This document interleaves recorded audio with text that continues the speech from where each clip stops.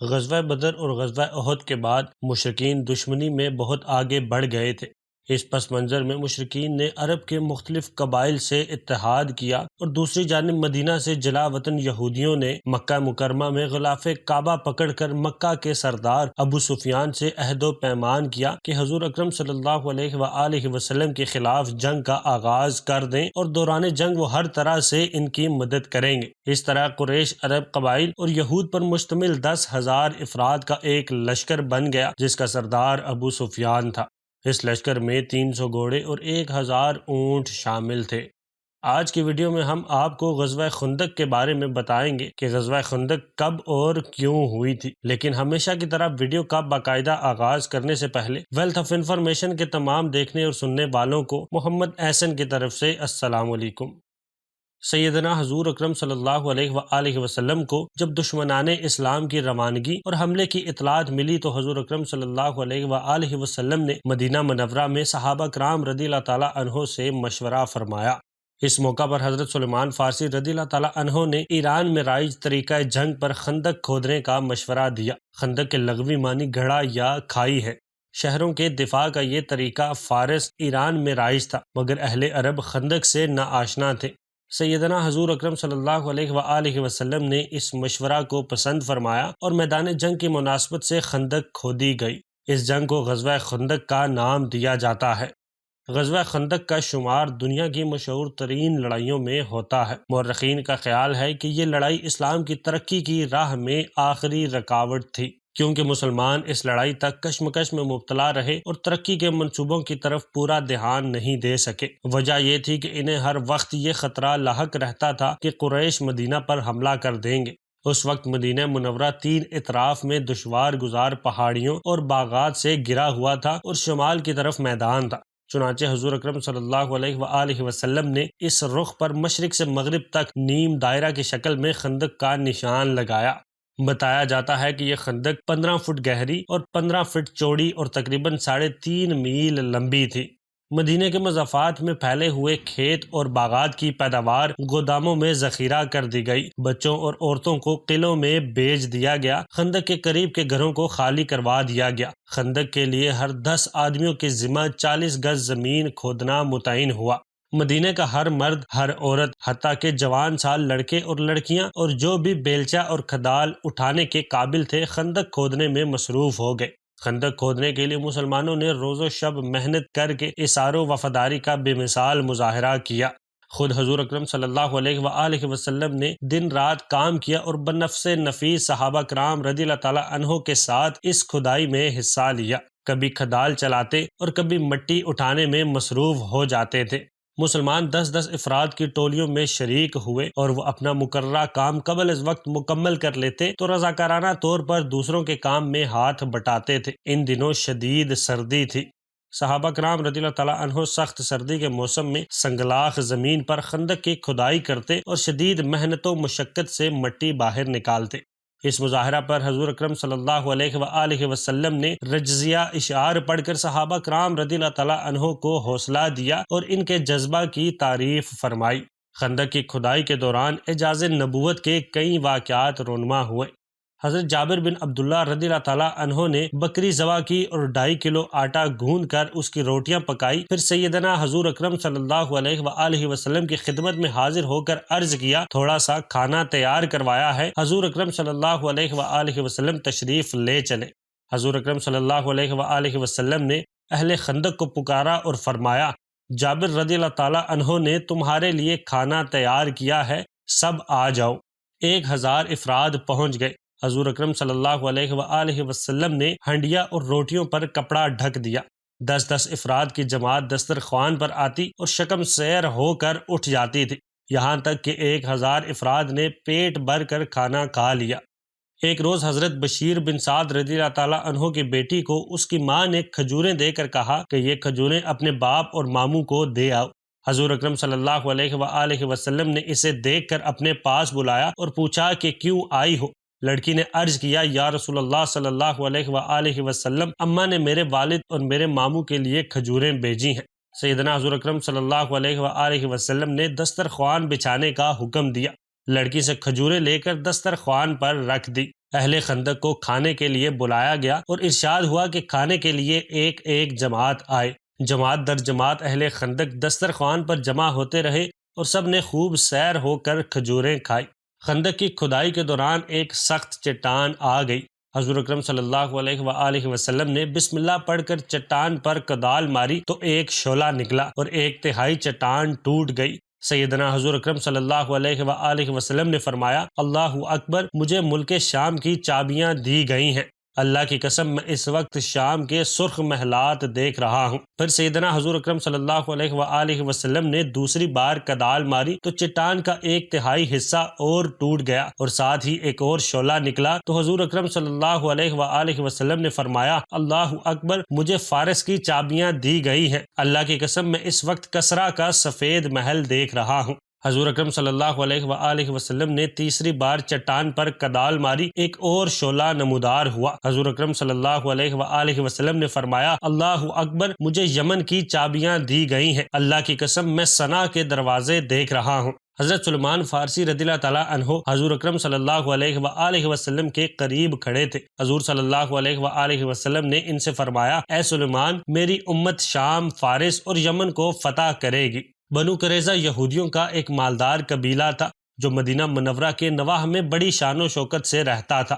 انہوں نے حضور اکرم صلی اللہ علیہ وآلہ وسلم سے معاہدہ کر رکھا تھا کہ بیرونی حملے کی صورت میں ہم دشمنوں کا ساتھ نہیں دیں گے، مگر بنو نذیر کے ایک سردار ہی ابن اخطب نے بنو قریظہ کے سردار کعب بن اسد سے خفیہ ملاقات کی اور اسے تعاون پر آمادہ کرنے کی کوشش کی۔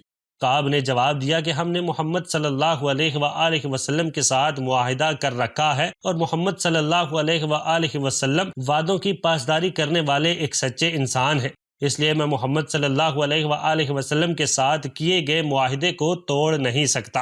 ابن اخطب ہی نے کہا، شاید تمہیں معلوم نہیں کہ اس مرتبہ اتنا بڑا لشکر لے کر آیا ہوں کہ اس کا مقابلہ ممکن نہیں، اور ہم نے عہد کر رکھا ہے کہ جب تک محمد صلی اللہ علیہ وآلہ وسلم اور اس کے ساتھیوں کا مکمل خاتمہ نہیں ہو جاتا، ہم لڑائی سے ہاتھ نہیں اٹھائیں گے۔ یہ قومی مفاد کا معاملہ ہے، اگر ہم کامیاب رہے تو عزت اور شان و شوکت کی زندگی گزاریں گے، اور اگر تمہارے انکار کی وجہ سے ناکام ہو گئے تو ہمیشہ محمد صلی اللہ علیہ وآلہ وسلم کا غلام اور دستے نگر رہنا پڑے گا۔ اور میں تمہیں یقین دلاتا ہوں کہ اس دفعہ مسلمانوں کا قطعی طور پر خاتمہ ہو جائے گا۔ تاہم تمہیں پھر بھی ہماری کامیابی میں شک ہے تو میں وعدہ کرتا ہوں کہ ناکامی کی صورت میں واپس نہیں جاؤں گا بلکہ تمہارے پاس آ جاؤں گا، اور معاہدہ توڑنے کی تمہیں جو بھی سزا حضرت محمد صلی اللہ علیہ وآلہ وسلم کی طرف سے ملے گی، اس میں تمہارے ساتھ برابر کا شریک رہوں گا۔ یہ سن کر کعب کو یقین ہو گیا کہ اس دفعہ واقعی مسلمانوں کا صفایا ہو جائے گا، اس لیے وہ بے خوف و خطر ہو گیا۔ دیگر روسا بنی قریظہ کو بلا کر صورتحال بتائی اور کہا کہ ہمیں محمد صلی اللہ علیہ وآلہ وسلم سے کیا ہوا معاہدہ توڑ دینا چاہیے۔ انہوں نے بھی تائید کی اور پھر سب کے سامنے معاہدے کی دستاویز کو پھاڑ دیا گیا۔ حضور اکرم صلی اللہ علیہ وآلہ وسلم کو اس واقعہ کا علم ہوا تو انہوں نے حقیقت معلوم کرنے کے لیے حضرت سعد بن معاذ رضی اللہ تعالیٰ عنہ اور حضرت سعد بن عبادہ رضی اللہ تعالیٰ عنہ کو بنو قریظہ کی طرف روانہ فرمایا اور ارشاد فرمایا کہ اگر معاہدہ توڑنے کی خبر سچ ہوئی تو اس خبر کو واپس آ کر مبہم الفاظ میں بیان کرنا تاکہ فوج میں بد دلی نہ پھیلے، اور اگر یہ افواہ غلط ثابت ہوئی تو اعلانیہ بیان کرنے میں کوئی حرج نہیں۔ یہ دونوں صحابہ رضی اللہ تعالیٰ عنہ بنو قریظہ کے پاس گئے اور ان لوگوں کو مسلمانوں کے ساتھ معاہدہ اور حضور اکرم صلی اللہ علیہ وآلہ وسلم کے ساتھ کیے ہوئے عہد و پیمان یاد دلائے۔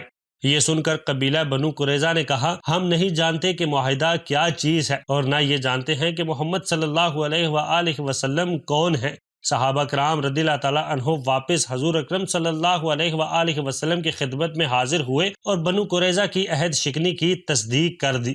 حضور اکرم صلی اللہ علیہ وآلہ وسلم نے اس موقع پر ارشاد فرمایا، ہمارے لیے اللہ کافی ہے اور وہی بہترین کارساز ہے۔ خندق مدینہ کے شمال کی جانب کھودی گئی تھی۔ قریش اپنے اتحادیوں کے ہمراہ مدینے پہنچ گئے تھے۔ سبقت کے زوم میں مبتلا منکرین اونٹ اور گھوڑے سرپٹ دوڑاتے ہوئے مدینے کے حدود میں پہنچے تو حیرت و استعجاب کی تصویر بن گئے۔ دفاع کا یہ حیرت انگیز طریقہ اس سے پہلے نہ انہوں نے دیکھا تھا اور نہ ہی سنا تھا۔ جنگی ساز و سامان سے لیس لشکر خندق کے پار پڑاؤ ڈالنے پر مجبور ہو گیا۔ اتحادی یہ سوچ کر آئے تھے کہ ایک ہی روز میں مسلمانوں کو تحت تیغ کر کے فتح حاصل کر لیں گے، مگر اہل مدینہ اور ان کے درمیان حائل خندق نے انہیں بے بس کر دیا۔ جس وقت مشرکین کی فوج مدینے پہنچی، موسم بدل رہا تھا، سپاہیوں کو خیموں میں سردی لگ رہی تھی، فوج کو محاصرہ کرنا پڑا جس کے لیے وہ پہلے سے تیار نہیں تھے۔ سیدنا حضور اکرم صلی اللہ علیہ وآلہ وسلم اپنے ساتھیوں کے ہمراہ خندق کے سامنے موجود تھے۔ مشرک سردار روزانہ خندق تک آتے، ایک سرے سے دوسرے سرے تک گھوڑے دوڑاتے تھے، مگر خندق پار کرنے کا کوئی راستہ انہیں نہیں ملتا تھا۔ غیظ و غضب کے عالم میں وہ مسلمانوں پر تیروں کی بوچھاڑ کرتے، جواب میں مسلمان تیر انداز ان پر تیر برساتے تھے۔ لشکر اسلام میں موجود منافقین نے مسلمانوں کے حوصلے پست کرنے کی مہم شروع کر دی۔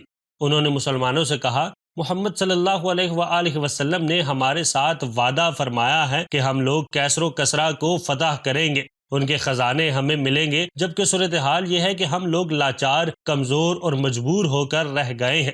یہ وقت سخت آزمائش کا تھا۔ حضور اکرم صلی اللہ علیہ وآلہ وسلم کے ساتھیوں کو اخلاص کی کسوٹی پر پرکھا جا رہا تھا۔ یوں اللہ تعالیٰ کی طرف سے نازل آیت نے کھرا اور کھوٹا الگ کر دیا۔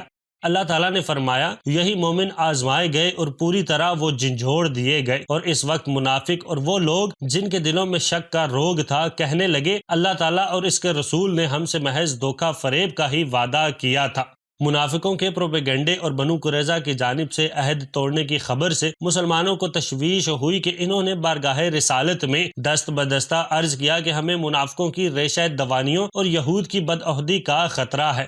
حضور اکرم صلی اللہ علیہ وآلہ وسلم نے انتہائی سکون اور یقین سے فرمایا، مشرکوں کو یہودیوں کی کمک پر بھروسہ ہے، جبکہ میں اللہ تعالیٰ کی مدد پر یقین رکھتا ہوں۔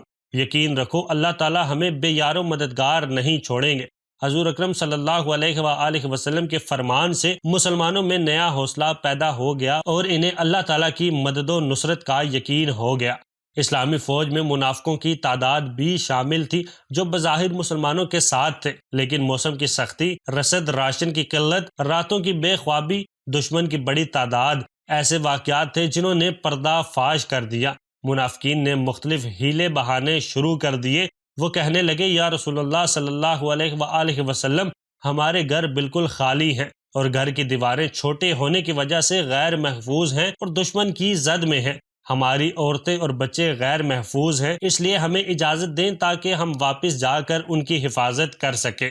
اللہ تعالیٰ فرماتے ہیں، جب ان میں سے ایک گروہ نے یہ کہا کہ اے مدینہ والو، تمہارے لیے ٹھکانہ نہیں، چلو لوٹ چلو، اور ان کی ایک اور جماعت یہ کہہ کر نبی اکرم صلی اللہ علیہ وآلہ وسلم سے اجازت مانگنے لگی کہ ہمارے گھر غیر محفوظ ہیں، حالانکہ وہ کھلے ہوئے غیر محفوظ نہیں تھے، لیکن ان کا پختہ ارادہ باغ کھڑے ہونے کا تھا۔ دوسری طرف مومنوں کے دل اخلاص، یقین، ایمان اور جان نثاری کے جذبہ سے لبریز تھے۔ ان کے دلوں کی کیفیت اللہ تعالیٰ نے یوں بیان فرمائی ہے، اور ایمانداروں نے جب لشکر کو دیکھا تو بے ساختہ کہہ اٹھے کہ اس ہی کا وعدہ ہم سے اللہ تعالیٰ نے اور اس کے رسول نے کیا تھا، اور اللہ تعالیٰ اور رسول صلی اللہ علیہ وآلہ وسلم نے سچ فرمایا، اور اس سے ان کے ایمان میں فرمانبرداری کا اور اضافہ ہو گیا۔ خندق کے پار مشرکین کی 10,000 فوج 2 ہفتے سے سردی میں ٹھٹر رہی تھی، اور جب غذا اور مویشیوں کی خوراک کا مسئلہ ہوا تو فوج کا سپہ سالار بغاوت کے خطرے سے پریشان ہو گیا۔ 10,000 فوج جمع کرنے والے قریش، یہودی اور ان کے اتحادی قبائل بے بسی کے عالم میں خندق کے پار مسلمانوں کو دیکھ رہے تھے۔ اکثر نڈر اور جانباز گھڑ سوار خندق پار کرتے ہوئے خندق میں گر کر ہلاک ہو گئے، اور اگر کوئی خندق عبور کر گیا تو مجاہدین نے اس کا کام تمام کر دیا۔ مسلمان تیر اندازوں نے انہیں خندق سے دور رکھا۔ کفار مکہ کے جرنیلوں نے اپنی اپنی مقررہ باری پر حتی المقدور کوشش کرنے کے باوجود خندق عبور کرنے میں ناکامی کا سامنا کیا۔ ایک جگہ خندق کی چوڑائی کم تھی، وہاں سے مشہور اور بہادر پہلوان عمرو چند نوجوانوں کے ساتھ خندق عبور کرنے میں کامیاب ہو گیا اور مسلمانوں کو مقابلے کے لیے للکارا۔ عمرو تنہا 1000 سوار کے برابر بہادر سمجھا جاتا تھا۔ حضرت علی شیر خدا رضی اللہ تعالیٰ عنہ نے ایک وار میں اس کے 2 ٹکڑے کر کے نعرہ تکبیر بلند کیا تو عمرو کے ساتھی بھی فرار ہو گئے۔ نوفل بن عبداللہ گھوڑے پر سوار بھاگ کر خندق کو پھلانگنا چاہتا تھا، مگر خندق میں سر کے بل گرا اور گردن ٹوٹنے سے جاں بحق ہو گیا۔ نوفل بن عبداللہ کی لاش حاصل کرنے کے لیے مشرکین نے 10,000 درہم حضور اکرم صلی اللہ علیہ وآلہ وسلم کی خدمت میں پیش کیے، حضور اکرم صلی اللہ علیہ وآلہ وسلم نے فرمایا، نہ ہمیں 10,000 درہم کی ضرورت ہے اور نہ ہی اس کی لاش کی، اور یوں بغیر کسی معاوضہ کے نوفل بن عبداللہ کی لاش مشرکین کے حوالے کر دی گئی۔ اس روز پورے دن یہ سلسلہ جاری رہا اور مسلمان ہر جانب سے مشرکین کا مقابلہ کرتے رہے۔ اس دوران نماز ظہر، عصر اور مغرب قضا ہوئی، جنہیں بعد میں ادا کیا گیا۔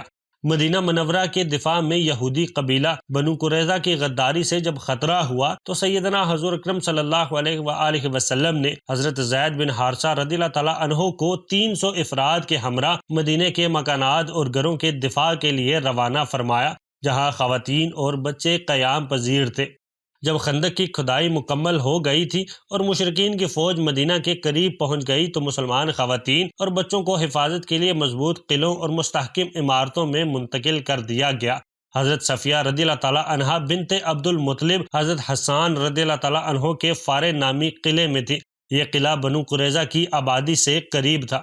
ابتدائی ایام میں تو بنو قریظہ کیونکہ مسلمانوں کے ساتھی تھے، اس لیے مستورات کو ان کی طرف سے کوئی خطرہ نہیں تھا، کیونکہ اہل عرب ایفائے عہد کے لیے ضرب المثال تھے۔ لیکن جنگ شروع ہونے سے پہلے کعب بن اسد نے اپنے پورے قبیلہ بنو قریظہ کے ہمراہ عہد سے پھر گیا۔ اس طرح مستورات بھی ان لوگوں کی طرف سے ہوشیار ہو گئی۔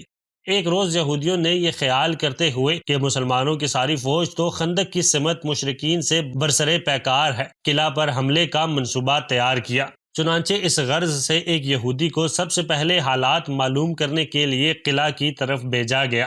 حضرت صفیہ رضی اللہ تعالیٰ عنہا فرماتی ہیں، ہمارے پاس سے ایک یہودی گزرا اور قلعے کے چاروں طرف چکر لگایا۔ یہ اس وقت کی بات ہے جب ہمارے درمیان کوئی نہیں تھا جو ہمارا دفاع کرتا۔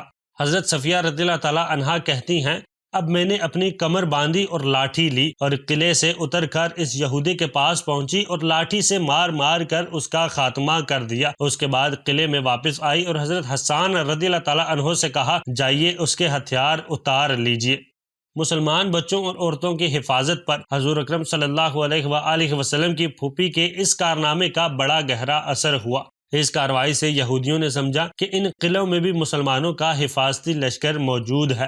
یہودیوں کو دوبارہ اس قسم کی جرت نہ ہوئی، البتہ وہ مشرکین کے ساتھ اپنے اتحاد کا عملی ثبوت پیش کرنے کے لیے انہیں مسلسل رسد پہنچاتے رہے۔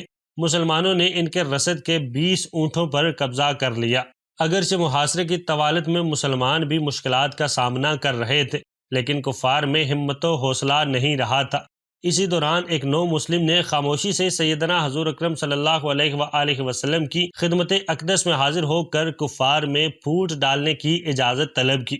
یہ نو مسلم نعیم بن مسعود رضی اللہ تعالیٰ عنہ تھے، جن کے ایمان سے ابھی تک کفار آگاہ نہیں ہوئے تھے۔ انہوں نے یہود کے باغی قبیلے بنو قریظہ اور قریش مکہ کے لشکر میں موجود بنو غطفان میں ایسی پھوٹ ڈالی کہ وہ ایک دوسرے سے متنفر اور بیزار ہو گئے۔ کفار کا لشکر حوصلہ ہار رہا تھا، ان کی رسد ختم ہو رہی تھی کہ قریش مکہ کو حج کے انتظامات کی فکر ہو گئی۔ موسم کی شدت میں اضافہ ہو گیا اور سردی بھی بڑھ گئی۔ سپاہی بیمار و ہلاک ہو رہے تھے اور یہ سوچ رہے تھے کہ ہم کس طرح واپس ہوں گے۔ مسلمانوں میں موجود منافقوں کی سازش بھی ان کے کسی کام نہیں آئی اور وہ مسلمانوں کے حلیف قبائل کو عہد توڑنے پر رضامند نہیں کر سکے۔ سیدنا حضور اکرم صلی اللہ علیہ وآلہ وسلم ظہر و عصر کے دوران مسلسل دعا میں مصروف رہے۔ اے اللہ، آپ قرآن کریم کے نازل فرمانے والے ہیں اور جلد حساب قائم کرنے والے ہیں۔ ان قبیلوں کو شکست دیجیے، اے اللہ ان کو شکست دیجیے اور ان کو لڑکھڑا دیجیے اور ان پر ہماری مدد فرمائیے۔ باطل پر اتحاد کرنے والے ابھی کسی فیصلے پر متفق نہیں ہوئے تھے کہ رات کو اتنی تیز آندھی آئی کہ خیمے ہوا میں غباروں کی طرح اڑنے لگے۔ لشکر میں روشن الاؤ بجھ گیا۔ شدید بارش سے سردی بڑھ گئی۔ بارش، طوفان اور بادلوں کی گرج میں کفار کی مایوس فوج خوف و ہراس کا شکار ہو گئی اور اللہ تعالیٰ نے آندھی، بارش اور فرشتوں کی جماعت سے مجاہدین کی مدد فرمائی۔ قرآن کریم میں ارشاد ہے، اے ایمان والو، اللہ تعالیٰ کی اس نعمت کو یاد کرو جو تم پر ہوئی جب تمہارے پاس لشکر آیا تو اللہ تعالیٰ نے ان پر آندھی بھیجی اور ایسا لشکر بھیجا جو تمہیں نظر نہیں آتا تھا اور اللہ تعالیٰ دیکھ رہے تھے جو تم کر رہے تھے۔ حضرت حذیفہ رضی اللہ تعالیٰ عنہ جب حضور اکرم صلی اللہ علیہ وآلہ وسلم کے حکم سے کفار کے لشکر میں حالات معلوم کرنے گئے تو انہوں نے دیکھا کہ ہوا کے طوفان نے ان کے خیمے اکھاڑ دیے۔ دیگیں الٹ دی، گھوڑے بدمست دوڑ رہے تھے اور سنگریزوں کی آوازیں آ رہی تھی جو گھوڑوں کو لگ رہے تھے۔ حضرت حذیفہ رضی اللہ تعالیٰ عنہ فرماتے ہیں کہ جب میں واپس آ رہا تھا تو راستے میں 20 سوار ملے۔ انہوں نے مجھ سے کہا کہ تم اپنے آقا کو خبر دے دو کہ حق تعالیٰ نے کفار کے لشکر پر حضور اکرم صلی اللہ علیہ وآلہ وسلم کو نجات دی۔ میں حضور اکرم صلی اللہ علیہ وآلہ وسلم کے پاس پہنچا تو حضور اکرم صلی اللہ علیہ وآلہ وسلم نے بھی نماز مکمل کر کے تبسم فرمائی۔ یہ تھا غزوہ خندق کا سارا قصہ۔ اللہ تعالیٰ نے ہمیشہ مسلمانوں کو فتح عطا فرمائی اور منافقوں کا ہمیشہ سے دردناک انجام ہوا۔ امید کرتا ہوں کہ آپ کو آج کی یہ ویڈیو پسند آئی ہوگی۔ ملتے ہیں اگلی ویڈیو میں، تب تک اپنا بہت سارا